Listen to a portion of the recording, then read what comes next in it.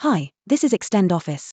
When you try to fill a number series in merged cells, Excel may stop you with this message.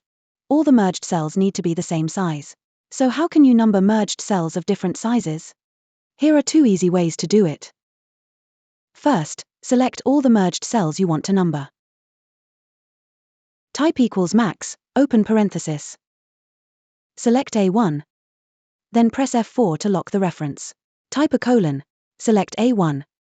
Close parenthesis, and +1. Press Ctrl and Enter together.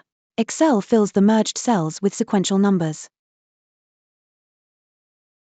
For an easier solution, especially when you need prefixes or leading zeros, you can use Kutools for Excel.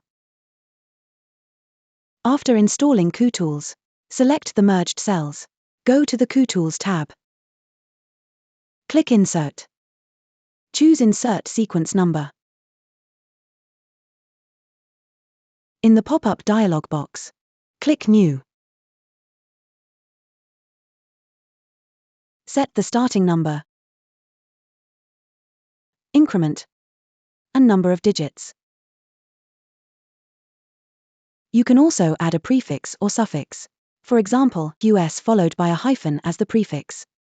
Check the preview. Click OK. Then click OK again to fill the merged cells with your custom sequence numbers.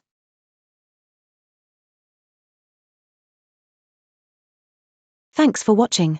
Don't forget to like, share, and subscribe for more Excel tips. See you next time.